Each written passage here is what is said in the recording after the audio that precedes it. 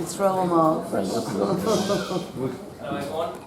And go back in seats. Yeah. Grand. We're going to start the second production of the night of Pat Lady Sings in Little Grimley. Oh, present.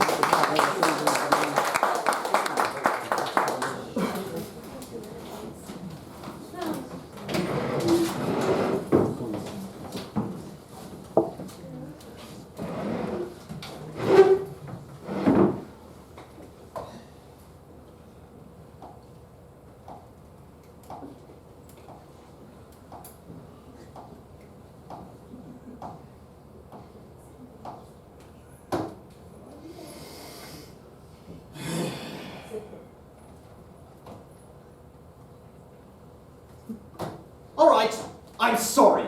Thank Christ for that. All he had to do was apologise. Well, he has now, Joyce, so can we just get on with it? She takes offence too easily. You called her a talentless moron. But why take it so personally? Can we just get on with it? I have to be home by 9. Ryan's cooking me a romantic meal for 2. Oh, what's the special occasion? It's his turn. I collected the pizza yesterday. Where's Bernard? Well, we can't wait any longer. Agenda, Gordon. Come on. But it's the last meeting before the AGM, Margaret. We need a good turnout. Agenda, Gordon, now or I'm off. All right, fine. I'm calling the meeting to order. Item 1. What are you scribbling at, Joyce? I'm taking the minutes, Gordon. We haven't started yet. Yes, we have. Item 1 on the agenda, apologies. And what have you written? I've written, Gordon to Joyce, eventually. Why? Because that was the first apology. No, Joyce, that is not an apology. Oh, was it not indeed? On a meeting agenda, Joyce, apologies doesn't mean apologies. It means people who aren't here. People apologise for not being here. Oh. How can people apologise if they aren't here? They just do, Joyce. It's a convention. So, where do I minute the fact that Gordon has apologised to me? You don't, Joyce. That was before the meeting had started. Well, I'm sorry, Gordon, but I insist on officially minuting the fact that you apologised to me. Not under the apologies, you don't. Well then. Put it under item 4. Any other business. Gordon? Whatever, let's just get on with it. Right. So, what do I write under apologies? How many of us are there in this society, Joyce? 4. And how many of us are here? 3. That, Joyce, is the raw data you need to complete the apology section of the minutes. What does he mean? Oh, bloody hell! Save me from this woman! Who's not here, Joyce? Bernard! Sorry, M6 was a nightmare. Have I missed anything? Just the apologies, Bernard. Oh, who's apologised for what? You have, Bernard, for not being here. And Gordon has to Joyce for calling her a moron. A moron? He's obviously warming to you, Joyce. Sit down, Bernard. We have a lot to get through. And I have to be away by 1:45. Ryan's cooking me a... Never mind. So, now that Bernard has apologised for not being here, is he an apology or not? No, Joyce, because he is here. He did apologise. Just leave it, Joyce. Yes, he's here, all right? Bernard, Bernard. That's all you need to know. So... Nothing, Joyce. You write nothing. Just write nothing at all. Stop writing. No apologies. Don't put anything. What the fuck? What is she doing? This woman's insane.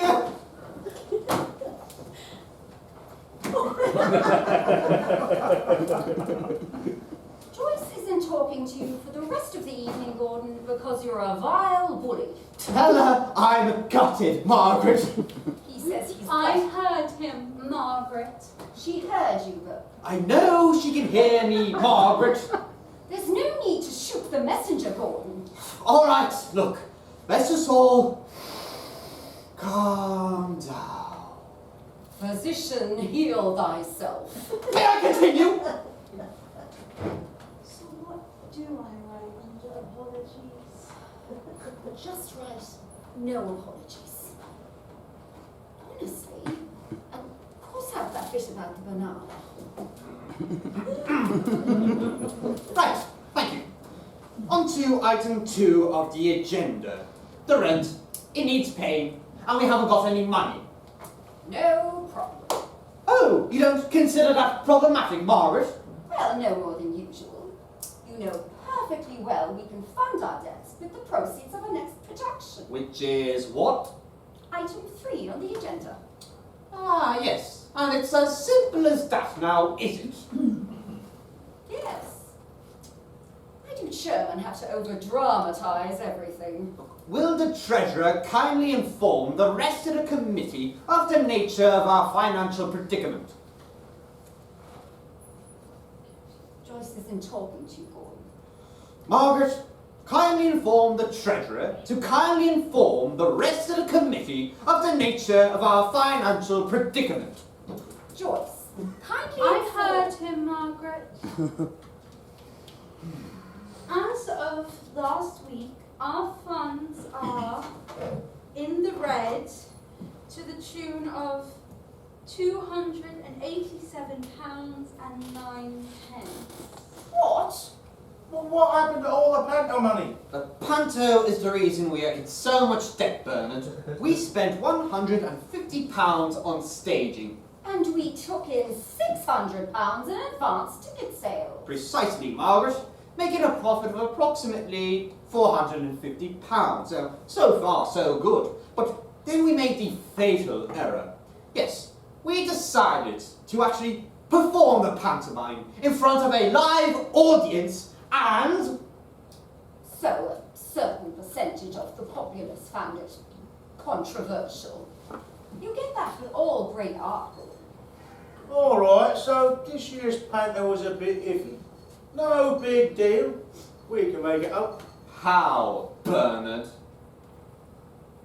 But how about we put up the price of the tickets next time? Interesting tactic, Bernard. So we torture innocent members of the public to the limit of their sanity, put them through unbearable psychological trauma, and then we can tell them that if they wish to see it again, it'll just have to cost them more. You really do exaggerate, Gordon. Facts, Margaret. All the research that we have done over the years suggests that as the price of tickets rise above a certain level, the sales start tailing off. What research?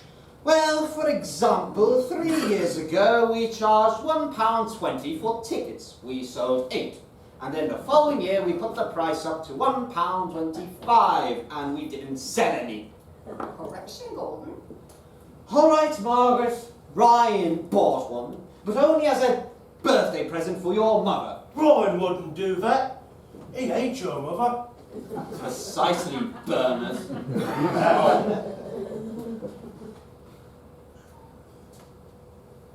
What about kids? What about them? Well, it's an age-old trick, innit? Put loads of kids in your shows and everybody bring all their families and stuff. Instant sell-out. Yes, I looked into that last year.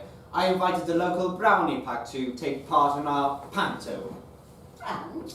Well, they sent a scout to see one of our rehearsals, he reported back, and then I got a letter on official brownie notepaper. And? It said we fell below their minimum standards. The brownies blew us out. Yes. Cheeky blighters. I'll give them what for the next time they offer to clean my windows. Bobber job indeed. I think that's the Cubs, Margaret. Same thing. Bloody Baden-Powell and his Warble Brigade. If you ask me, they all want stringing up by the ding-dang ghoulies. Any suggestions for a surefire hit? I still say panto drags him in. Not in August, Bernard, and not with the lawsuit still pending. Margaret? Comedy every time. That's the biggest laugh we've ever had. Joyce? Joyce isn't talking to you, Gordon. Oh, yes, Joyce is not talking to me. Ah, well, never mind. I'm sure we all know where Joyce's allegiance lies now, don't we? Yes, she's still clinging to the pathetic idea that we can somehow tackle a bloody musical. Your name may be Gordon, Gordon. This is not Hell's Kitchen.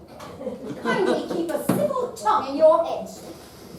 Just ask her. Is that right, Joyce?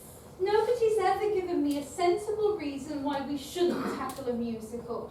Joyce, the last time we did a musical, there were complaints from the neighbouring alley cats. Oh, it's very easy to pick faults, isn't it, Gordon? Oh, with us, Joyce, yes it is. Look. That's me in 1987 in Hello Dolly. It was a total sellout. Well, the society was different in those days, Joyce. It had members and things. I mean, look at all these people.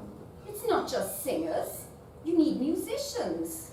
I can't play anything. Well, I can, Margaret. Oh, what can you play, Joyce? I had lessons when I was young. I was told I was very gifted. Yes, what can you play, Joyce? Stay out of this, Gordon. Can you play, Joyce? I don't want to say.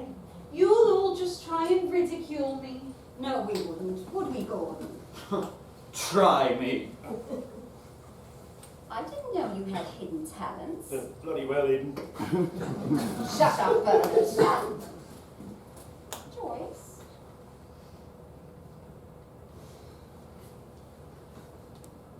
The banjo. There's nothing wrong with the banjo, Gordon. No, Joyce, it's a fine and noble instrument. I would have gone for it myself at school, but well, you know how it is with the kids. The banjo course was completely oversubscribed. Yeah, I had to go with trombone when I was a kid. School brass band. Oh, still got a bugger somewhere.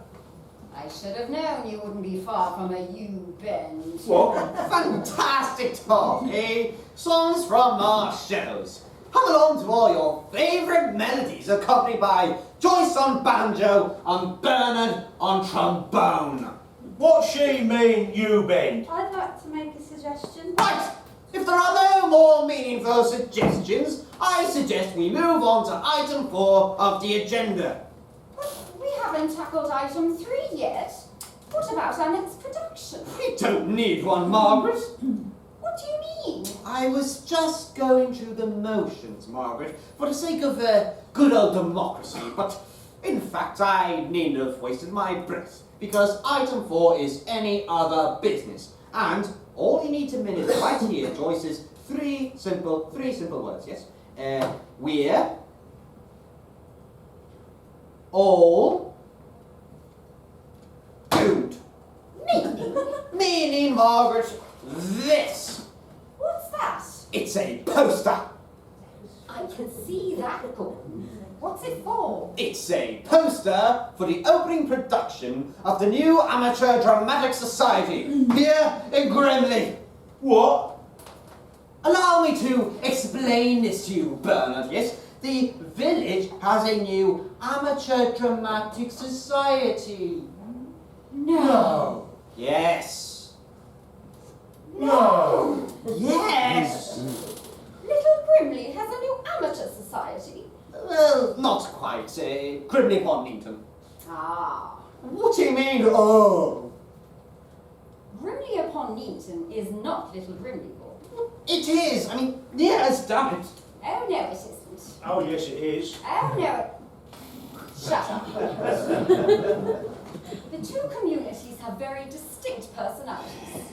People simply will not travel. It's 2 miles, Margaret. No matter. Little Grimley is very parochial. I know these things. The villagers simply won't buy it. Well, they've already bought it, Margaret. It's a complete sellout. What? Give me that. Grimley upon Neaton Amateur Dramatic Society. Goonads. Well, I say. What are they doing? Sex, drugs, and Rick and Noel. Sounds absolutely ghastly. It's a new musical by David Tristram. A musical? Yes, Joyce, a musical. And it's got the word sex in it. A surefire winner. Oh, I think we'll go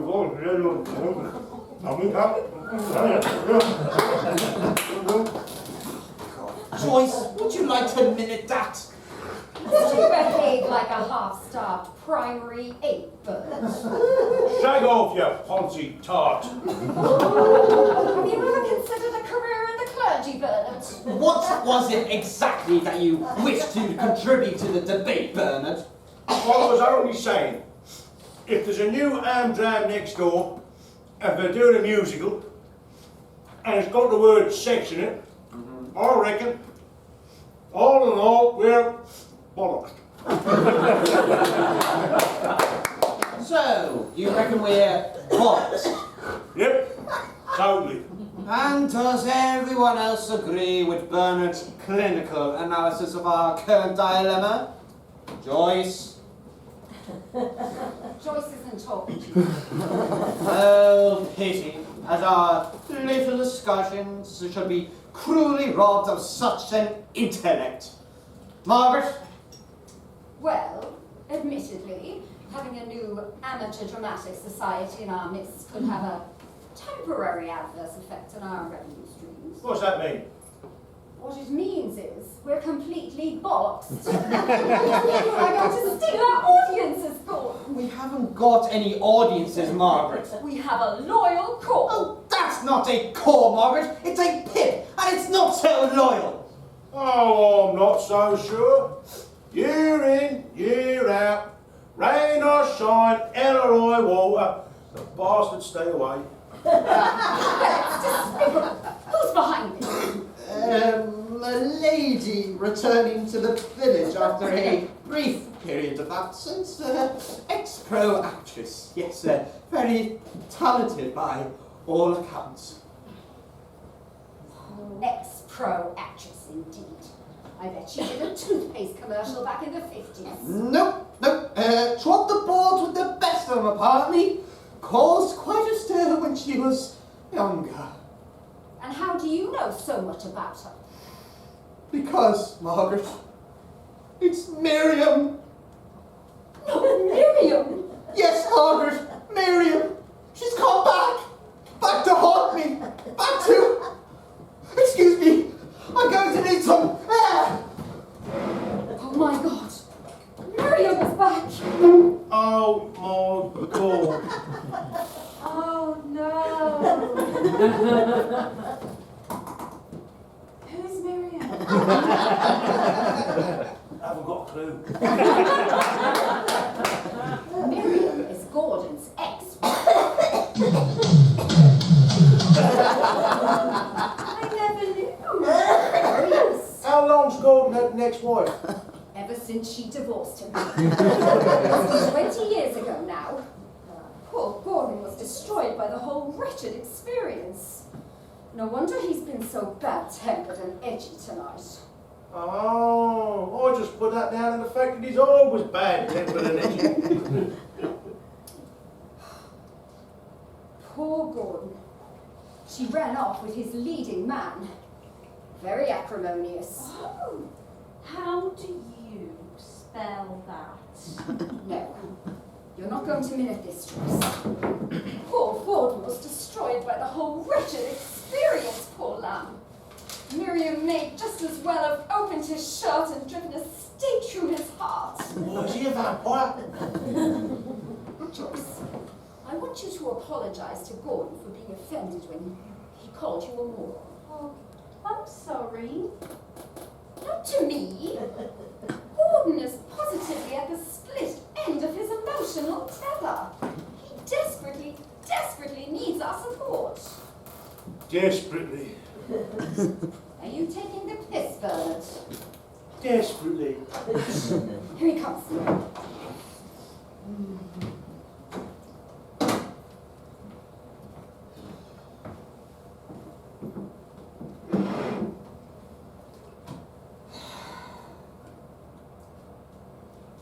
I'm sorry. Oh, don't be. We all understand, don't we, Bernard? Desperately. Even Joyce understands. Don't you, Joyce? Yes. And I want to apologise, Gordon, What for, Joyce?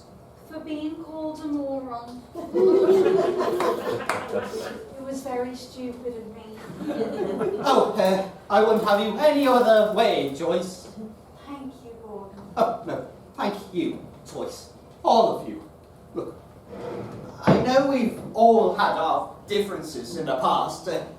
Petty squabbles, minor disagreements, the occasional major disagreement, isolated outbursts of physical violence, but despite everything, you three have always been there. God knows, I know it hasn't always been easy. In fact, I would go so far as to say that it's never been easy. But we were a team, a family of sorts, and you all stuck by me through thick and thin. But despite all your touchy shows of loyalty, the facts still remain. Everything that Bernard said earlier on was the truth. An rival society in our midst, the return of Miriam, a new musical with the word sex in the title. I'm afraid, deep down, we all know what that means. We're bollocks. Precisely. I'm afraid it's all over.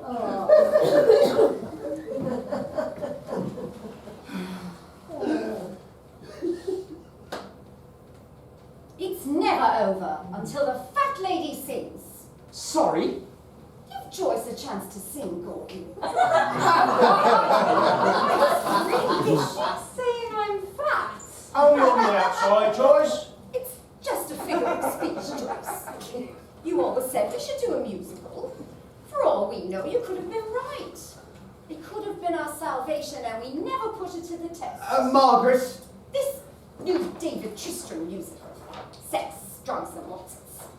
How many are in the car? Please, Margaret. How many, Gordon? But this isn't fair. How many, Gordon? Don't go there, Margaret. We could do it, couldn't we? No. How many, Gordon? Oh, 2 male and 2 female, but that doesn't mean... But you promised Joyce. Did I? Yes. When? Every week for the last 12 years. Someday, Joyce, you said. Someday. Well, that day has finally come. What have we got to lose? The remaining shreds of our dignity, Margaret. Look, I'm sorry, Joyce, but even under normal circumstances, a musical would be challenging. Look what we are up against, a rival production, a good one, on our own doorstep. The odds are just too great. I'm sorry. I'm disbanding the society.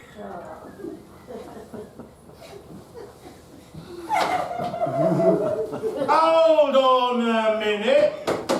There's an old saying, right? All's fair in love and war.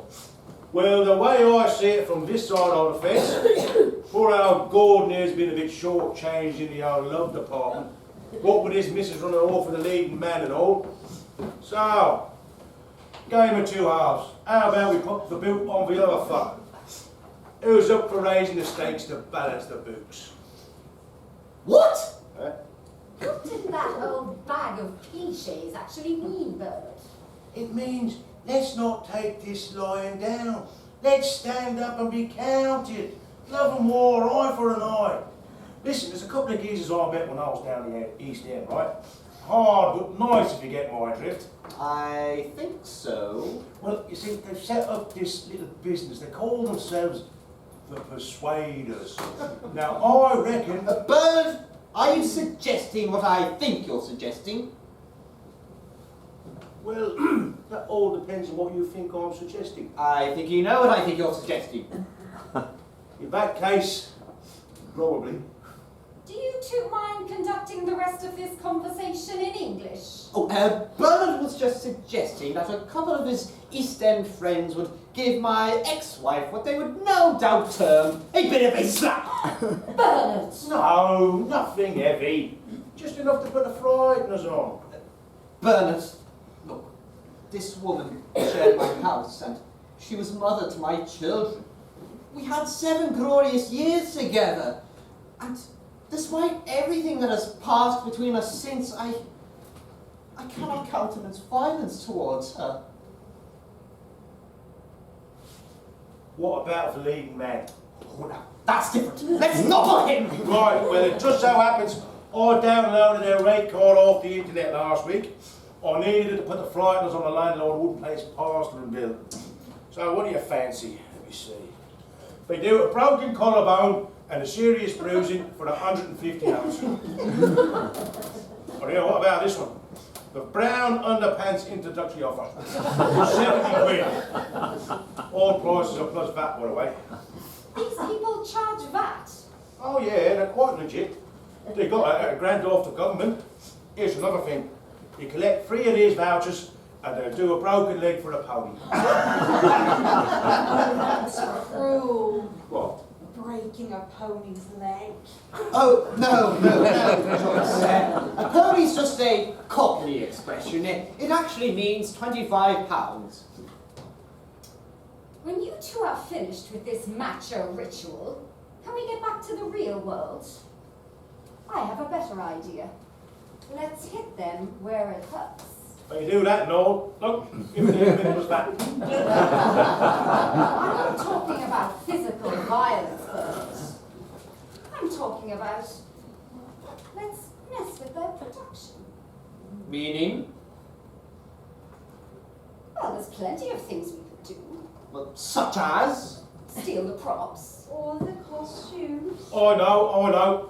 We could infiltrate the production and act in it.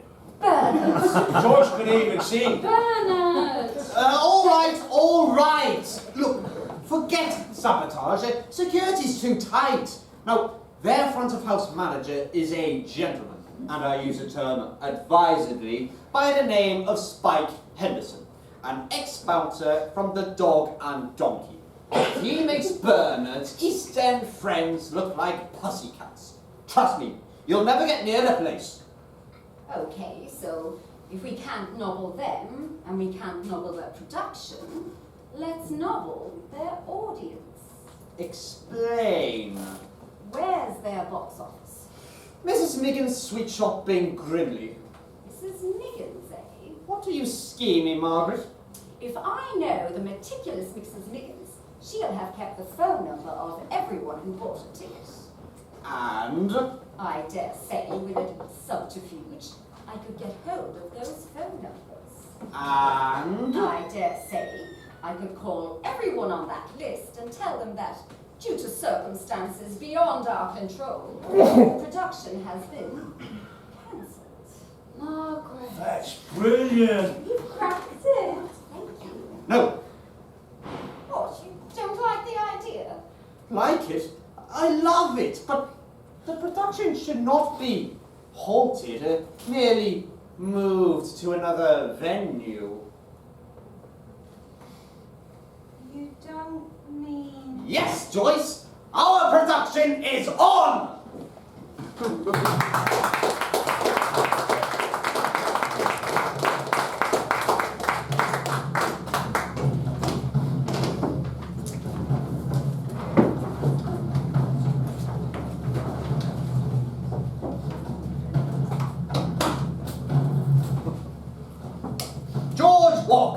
Leading man and wife stealer. If plan A goes pear-shaped, here's your prime target, Bernard. Consider him nobbled. Harry Henderson, also known as Spike. He'll be arranging security for the stage doors here and front of house cover for the main entrances here, here and here. Now, be in no doubt, these people are professional and well drilled. On opening night, they'll be expecting a full house audience here at the village hall in Grimley upon Needham. And they will have every angle covered. Program sales, tea and scones, raffle tickets, the works. They'll even know their lines. But what they won't be expecting is for the entire audience to be 2 miles away, right here in the village hall in Little Grimley. Now, this all depends on the success of our most important phase, Operation Switch On. Margaret, that's where you come in. I'll need a diversion. I'll go in to Mrs. Miggins and ask to buy a ticket. She'll tell me it's sold out. I'll remonstrate, and she's bound to reveal where the paperwork is kept when she checks for cancellations or proves her point. Joyce, that's where you come in. I want you to burst in the door and ask for a pack of lemon bonbons. You know, the one she keeps on the high shelf. Hang on. This involves acting. Just asking for sweets. Yeah, okay. Okay, when Mrs. Miggins' back is turned, I'll grab the list. Bernard, I want you to come in the door, and I'll pass you the list. You run down to the local library for a photostat while I keep Mrs. Miggins talking. Well, that's a good 10 minutes away. So, Are you going to be able to keep her talking for that long? yes, now, when you're done, I want you to burst in the door and ask for another pack of lemon bonbons. And while Mrs. Miggins' back is turned, I'll replace the list. She'll never know she's been hustled. Any questions? What do I do with the bonbons? Eat them, Joyce. What about my figure? It's never over, Joyce, until the fat lady sings. Any questions? No. Right then, synchronized watches. It's Thursday. We meet back here next Thursday, 7 p.m. sharp. And remember, it's top security on this one. If any of you are caught, I will have to deny all further knowledge of you. Good luck.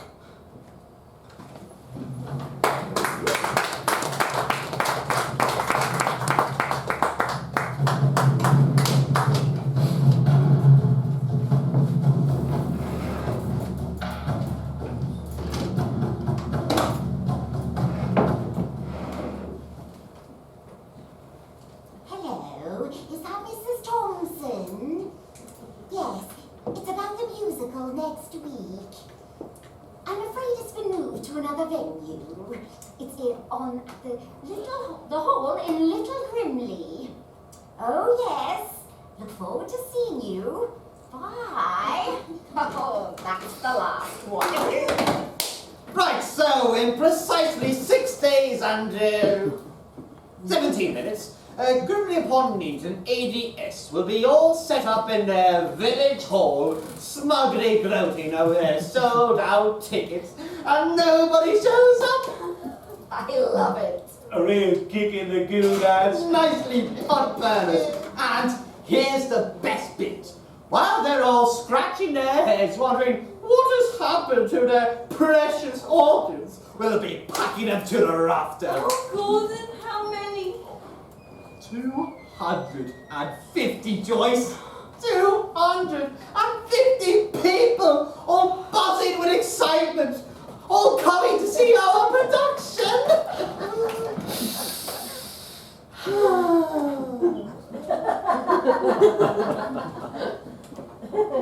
Shit! We haven't got a production! We've been so busy trying to scuttle their show, we forgot to make one of our own. What are we going to do? Don't panic. We've still got 6 days. And 17 minutes. 16. Terrific. Let's just all take a break. I'd hate to peak too early. We have to cancel. After all this, do you not realise how stupid we're going to look if we pull out now? And just how stupid are we going to look if we put on a production with less than a week's preparation? About normal. Well, this is madness. I'm out of here. Margaret, your fingerprints are all over this. Every single member of the audience will be able to trace this production directly back to your mobile. If you decide to pull out now, You will never be able to show your face in this village again. You're a hard man, Gordon.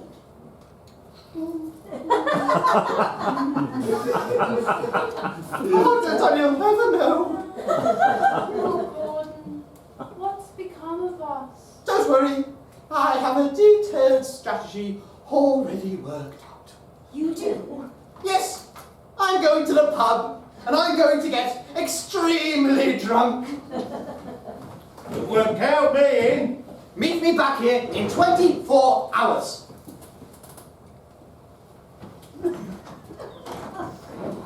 He's magnificent when he's angry.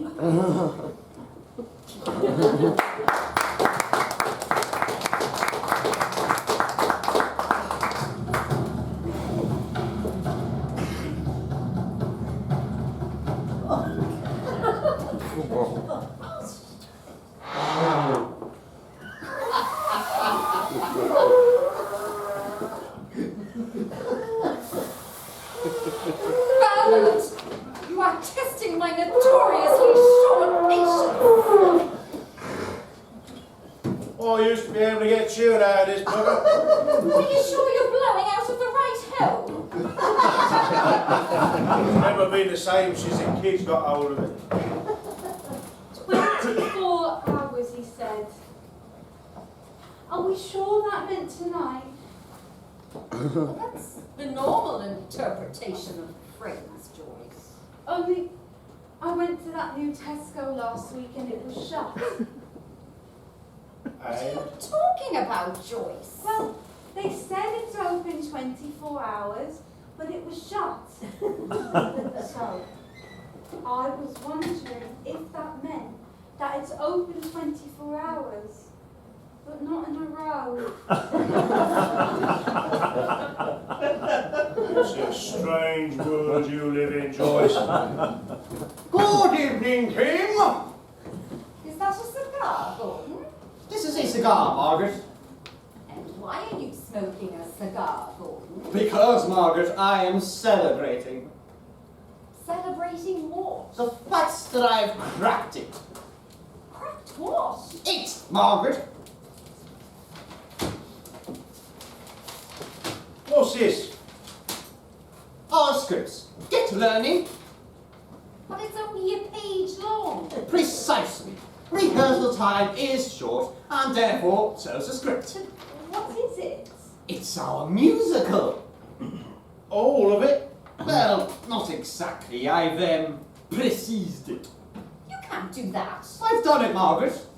But it's against the law. The author would go mad. No, he wouldn't. He happens to be a close personal friend of mine. You know David Tristram? Yes? David Tristram, the playwright? Yes. How? We were at school together. You went to the same school as David Tristram. I didn't say that. I said we were at school together at the same time. It just happens to show that we are in different schools. Well, do you know him or not? Of course! How? Last night I met him in an email. And did he give you permission to change his script or not? That wasn't entirely convincing, Gordon. Trust me, Margaret, I have all the permission I need. Gordon? Last night I emailed him asking if we could present some of his extracts in an evening's entertainment, and he said yes. It just so happens that those extracts are individual words from the script, rearranged into a completely different order and lasting a total of 3 minutes and 54 seconds. You're going to invite a sellout crowd here to witness 3 minutes of entertainment? 3 minutes and 54 seconds, Margaret. But I wouldn't guarantee it's all going to be entertaining. I've built in some light and shade. So you're suggesting we put on a crap show and blame the other lot? Precisely. And afterwards, I imagine they will view Little Grimley Amateur Dramatic Society as positively great value for money. But want all their money back. Oh, quite right, Joyce. And they can have it from Mrs. Miggins. Their show was pre-sold, and she holds all the funds. It'll ruin them. Yes! It'll be the end of their society. Yes.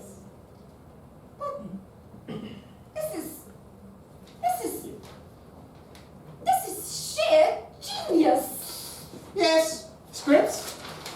Right there, Joyce, we start with a song. Now, unfortunately, I've had to keep these fairly short as well. Lyrics are at the top of the page. Oh, okay. What's the tune? Just hit me with a note. Right, start there for the first two words and then go up a bit for the rest. Go on, try it. This was a man. Brilliant, thank you, Joyce. Bernard, you're on. Was that all? Oh, believe in wanting more, Joyce even. Never a bad motto. It was 4 words. Enough to set the scene, Joyce. This was a man. That's you, Bernard. Now, you play the leading man, Rick. The lead? Oh, trust me, you'll cope. Now, the first 4 or 5 pages of the original script were something of an extended monologue where Rick introduces himself, gives us a lot about his background, and gives us great insight into his later character. Right, Bernard, off you go, from the very top. Hello. Perfect. You're on, Margaret. You are Maxine Shepherd, Rick's university lecturer.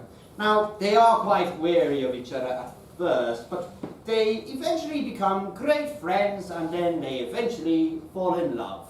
This is their opening scene. What's my motivation?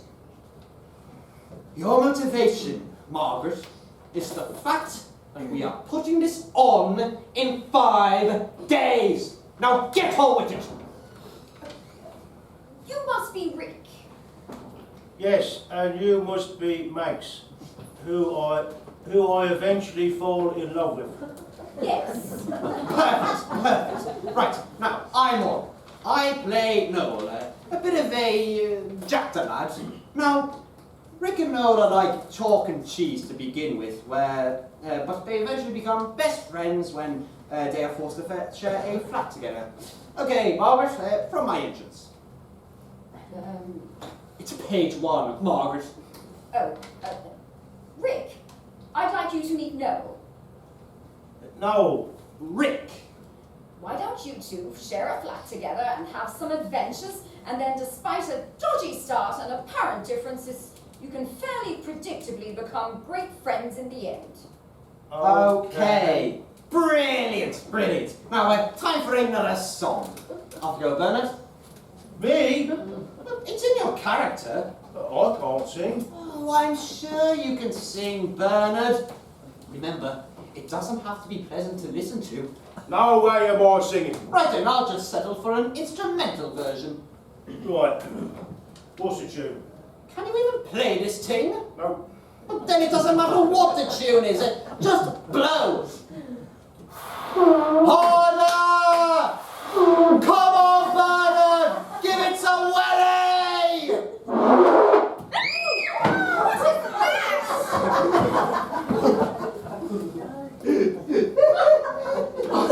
Unless I am gravely mistaken, I would say that is a badly decomposed hamster.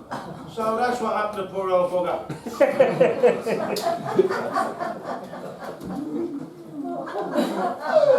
Right, so end of song and end of Act 1. Off we go to the rapturous sound of dropping jaws.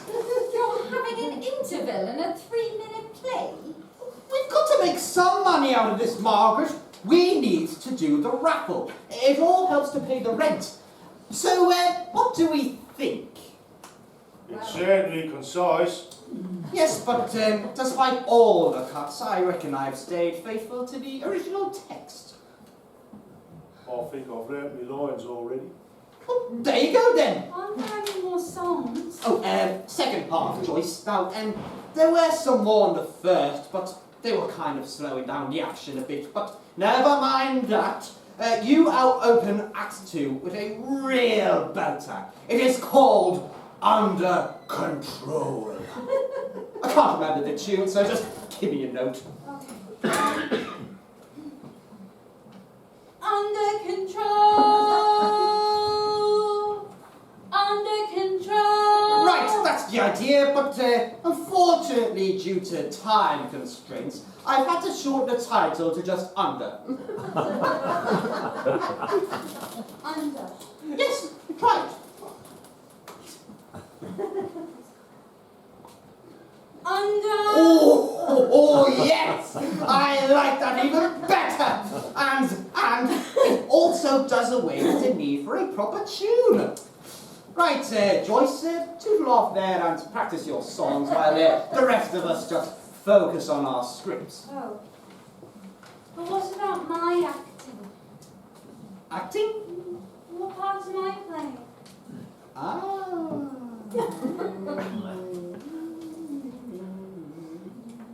I do have a part, don't I, Gordon? Not part, Joyce, part. Now, the script calls for a talented and versatile actress to play two roles, a student called Helen and her twin sister Rachel. Helen and Rachel. Got it? Right, Helen and Rachel. What are their characters? It doesn't matter, Joyce. As I hadn't got a talented and versatile actress available, I've cut both parts. And that should lead us to the finale. Which is what? Which is too long, so I ditched it. And so, there you have it. A complete musical in just under 4 minutes. So, shall we run it again? Or do we think we've cracked it?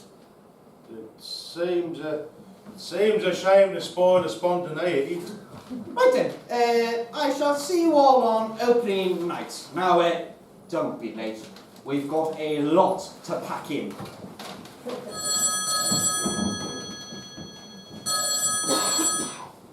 Margaret, you on?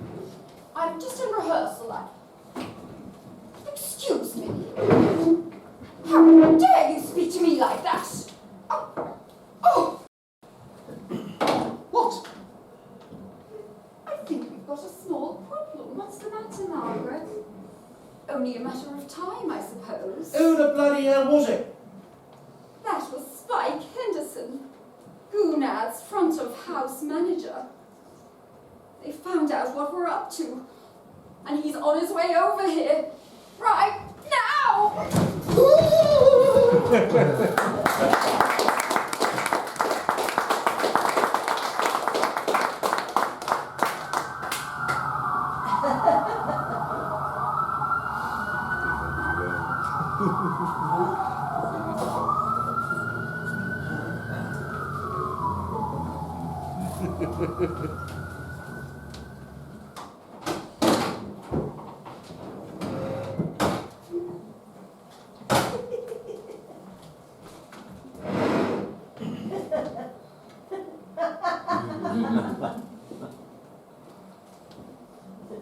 It went rather well. It did. The audience loved it. 5 minutes standing ovation. I've never seen anything like it. Stunning. Any news on Bernard? I spoke to his wife tonight. She says he's going to try and make it down if he can, but he didn't have a very comfortable night. Hardly surprising. I have to admit, though, he was very brave. I think he took the brunt of it. Mr. Henderson doesn't take any prisoners, does he? I still can't get over Gordon. Oh, it makes me sick to the pit of my stomach. Gordon? Of all people.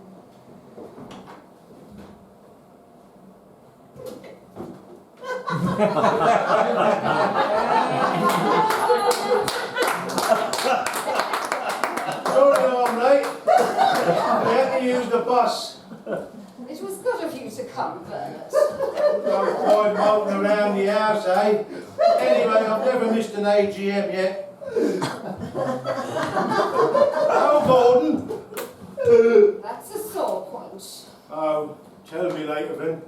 I've got enough sore points of my own for now. Joyce?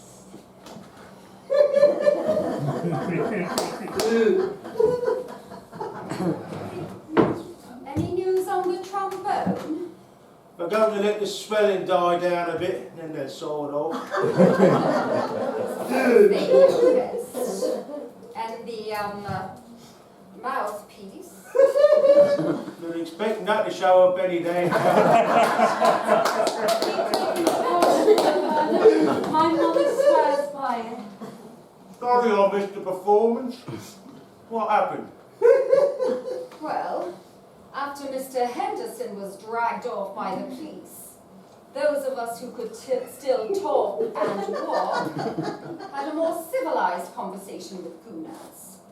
They decided it was too late to change venues again, so they insisted on staging their musical here. And you left them? Let's just say they twisted my arm. So we didn't do our show then, did we? Well, how could we with our leading man in hospital? Oh, you could have cut my part. It's only 15 words. I bet you learned them as well. Most of them, yeah. Not in the right order, surely. No. Always leave that for dress rehearsal. Quite right. So they beat us then? Yes, Bernard, they beat us. Financially, morally, and I dare say, artistically. Oh, Bernard, you should have seen it. What? You actually went? Well, I'm sorry, but curiosity got the better of us. And? So, on the last night, Joyce and I snuck in the fire escape and walked from the back. And? It was absolutely stunning. Inspired. A 5-minute standing ovation. I cried. Terrific. Battered into submission. Bruised egos. Bankrupt. And bollocks.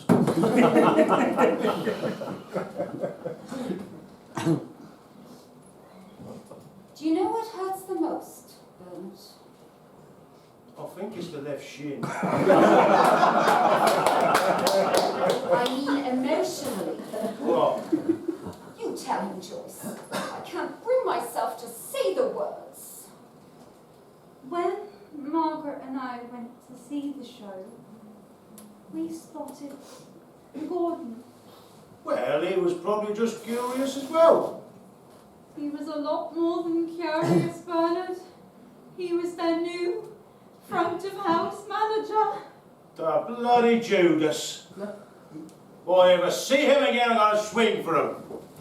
Evening, team. Gordon, have a nerve showing up here. You Judas. Calm down, Bernard. You'll do yourself an injury. We saw you, Gordon. We saw you fraternalizing with the enemy. And I saw you too, Joyce, hiding at the back of the room with Margaret. We were only curious, that's all. And I was only selling programs, Joyce. And raffle tickets. The raffle proceeds came directly to us, Margaret. £293. Oh, the Breen lights! Listen to him. Little Grimley's very own man for all seasons. What? You. I've heard of people selling their soul, but you're the first person I ever heard to raffle it off. How could you do it, Gordon? We all have to get on in this world, Joyce. And as I was sitting in a queue at Casualty, I was thinking, what with their front of house manager Courtney in jail, perhaps they could do with a little bit of help. You blackleg! Black and blue, Bernard! I joined in the fighting too, remember? But that's what makes it so much harder to understand, Gordon. You lot never bought a program, I notice. I don't put my nose in the trough of my enemies, Bernard. Well, never mind. I just brought a few spares for you, just as souvenirs. You know where you can shove your bloody souvenirs. Pretty good now, aren't they? And from the outside, you can see that you can hardly ever see a difference.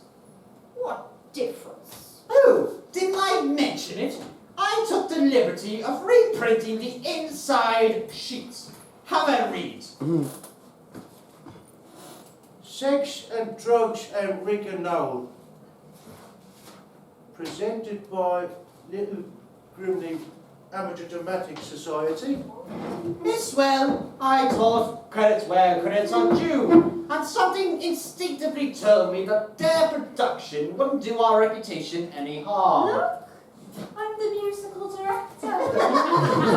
The very least you deserve, Joyce. Set design by Bernard Collins. And a fantastic job you did of it too, Bernard. Oh, Gordon, did I really direct this masterpiece? Apparently so, Margaret. I'm a genius. And look, Gordon wrote it. Yes, well, with a little help from an old school friend of mine.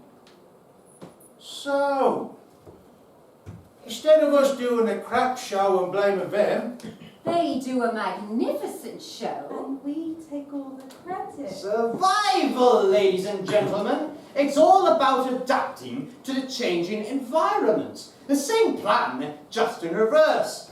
Now, oh, I even forgot to mention that I have put my phone number down for advance bookings of our next show. I've had 36 calls since, and our mailing list figures have gone through the roof. Oh, Gordon, what is our next show? It doesn't matter, Margaret. They love us. Oh, Gordon, we've wronged you. It doesn't matter, Joyce. That's just showbiz. I'd like to shake your hand, Gordon. Yes, I bet you would, Bernard. So it's not all over for Little Grimley. It's never over, Margaret, until the... There's no business like show business like no business I know. Everything about it is appealing.